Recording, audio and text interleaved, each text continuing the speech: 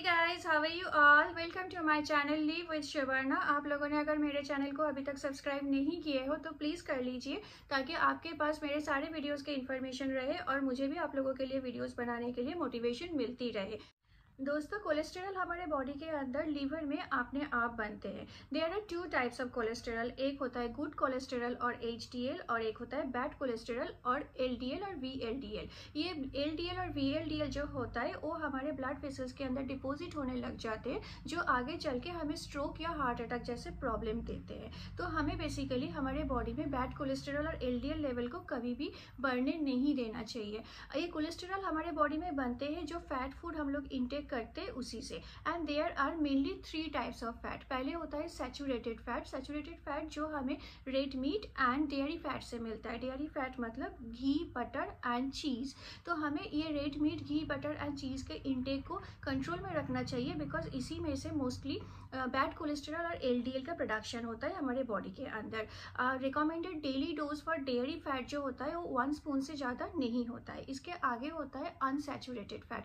Unsaturated fat मतलब जो plant based fat होता है, जो हमें seeds, nuts, vegetable oil and avocado जैसे फ्रूट से मिलते हैं, और ये हमारे बॉडी के लिए बहुत ज़्यादा हेल्दी होता है, बिकॉज ये हमारे बॉडी के अंदर बैड कोलेस्ट्रॉल या फिर एलडीएल को ब्रेक कर देता है। तो हमारे डेली डाइट में हमें डेफिनेटली नट्स, फ्रूट्स मतलब एवोकाडो जैसे फ्रूट्स एंड सीड्स को इंक्लूड करना चाहिए। और एक होता है ट्रांस फैट। ट्रांस फैट हमें मिलते हैं किसी भी बेक्ड आइटम या फिर पैक्ड आइटम में और रेडीमेड फूड आइटम में।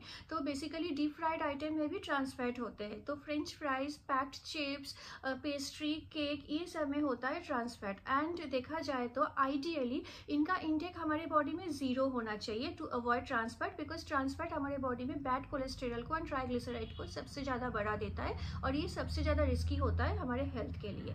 दोस्तों, ये तो हो गया एक जनरल गाइडलाइंस। इसके आगे आज इस वीडियो में मैं आप लोगों को ऐसे कुछ फूड आइटम के बारे में बताऊंगी जो अपने खाने में अपने डेली डाइट में इंक्लूड करने से आपको डेफिनेटली अपने कोलेस्ट्रॉल लेवल को कंट्रोल करने में मदद मिलेगा। पहला जो फूड आइटम के बारे में मैं आपको बताऊंगी वो है एक vegetable, that is brinjal. As per American Heart Association, हम अगर अपने डाइट में बहुत ज़्यादा फाइबर को इंक्लूड करते हैं तो हमारे बॉडी में अननेसेसरी कोलेस्ट्रॉल के इंक्रीज कम होने लग जाते हैं, और ये हमारे वेट लॉस में भी हेल्प करता है, और ये हमारे हार्ट हेल्थ को प्रोटेक्ट करता है। ब्रिंजल में होता है बहुत ज़्यादा फाइबर। बेसिकली 100 ग्राम ब्रिंजल में आपको 3 से 3.5 ग्राम तक फाइबर मिल सकते हैं। तो दोस्तों, आप अपने डेली डाइट में ब्रिंजल को अपने लंच या डिनर पे इंक्लूड कर सकते हो। दूसरा जो वेजिटेबल मैं आप लोगों को सजेस्ट करूंगी दैट इज़ भिंडी और लेडीज फिंगर। भिंडी और लेडीज फिंगर में एक सब्सटेंस होता है, एक जेल टाइप सब्सटेंस होता है जिसको कहते हैं म्यूसिलेज। ये म्यूसिलेज हमारे बॉडी में से एक्सेस कोलेस्ट्रॉल को फ्लश आउट करने में मदद करता है। तीसरा मैं एक फ्रूट के बारे में बात करूंगी, दैट इज़ एप्पल। एक एप्पल में हमें 3 से 7 ग्राम तक फाइबर मिल सकता है। बेसिकली 2019 में 100 हाई कोलेस्ट्रॉल पेशेंट के ऊपर एक स्टडी करके देखा गया था, 1 महीने तक अगर कोई 1 या 2 एप्पल डेली ले रहा है तो उसके कोलेस्ट्रॉल लेवल पे रिमार्केबल इम्प्रूवमेंट होता है। और एप्पल में होता है पॉलीफेनॉल बोल के एक एंटीऑक्सीडेंट, जो डेफिनेटली कोलेस्ट्रॉल लेवल को कम करने में और अपने हार्ट हेल्थ को इम्प्रूव करने में साइंटिफिकली प्रूवन है। चौथा मैं बात करूंगी और एक फ्रूट के बारे में, दैट इज ब्लैक ग्रेप्स और काला अंगूर। बेसिकली डिपोजिशन से पहले कोलेस्ट्रॉल का ऑक्सीडेशन होता है हमारे बॉडी में, और काला अंगूर में होता है बहुत ज़्यादा एंटीऑक्सीडेंट। तो अगर आप ज़्यादा एंटीऑक्सीडेंट ले रहे हो तो ऑक्सीडेशन कम हो जाएंगे कोलेस्ट्रॉल की आपकी बॉडी में, तो उसके डिपोजिशन भी इवेंचुअली कम ही हो जाएंगे। Next one is fish.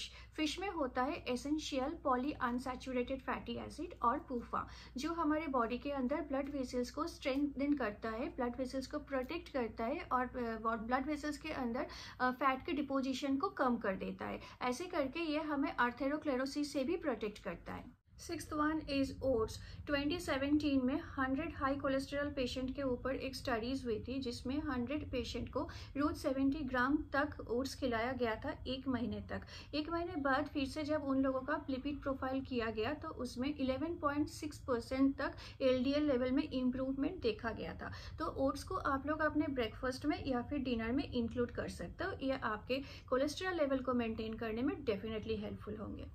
Seventh is soybean. आप सोया प्रोटीन को किसी भी फॉर्म में ले सकते हो। आप सोयाबीन भी ले सकते हो, या फिर मतलब सोया चंक जो होता है वो ले सकते हो, या फिर सोया मिल्क ले सकते हो, या फिर टोफू ले सकते हो।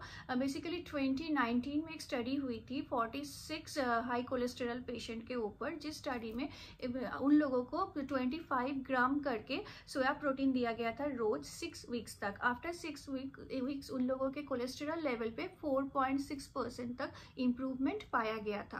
अभी 8th में हमें बताऊंगी आप लोगों को लेगुमे और दाल के बारे में। एज पर द रिसर्चर्स, हम अगर अपने डेली डाइट में 60 ग्राम करके किसी भी टाइप के दाल को एवरीडे इंक्लूड करते, वो हमारे कोलेस्टेरॉल लेवल को बैलेंस करने में बहुत ज़्यादा मदद करते हैं। और ये 60 ग्राम में आप लोग स्प्राउटेड दाल को भी इंक्लूड कर सकते हो, that will be even more beneficial. Lastly दोस्तों, मैं आपको बताऊंगी ग्रीन टी के बारे में। ग्रीन टी में होता है कैटेचिन बोल के एक एंटीऑक्सीडेंट, जो साइंटिफिकली हमारे बॉडी में बैड कोलेस्टेरॉल लेवल को रिड्यूस करने में प्रूवन है। दोस्तों, मेरा वीडियो अगर आप लोगों को अच्छा लगा हो तो please like, share and subscribe. आपको वैसे किसी को भी अगर कस्टमाइज्ड डाइट प्लान चाहिए, आप मुझे ईमेल कर सकते हो। मेरा मेल आईडी डिस्क्रिप्शन बॉक्स में दिया हुआ है। सब बहुत अच्छे से रह रहा, हम लोग बहुत जल्दी फिर मिलेंगे। तब तक के लिए टेक केयर गाइज।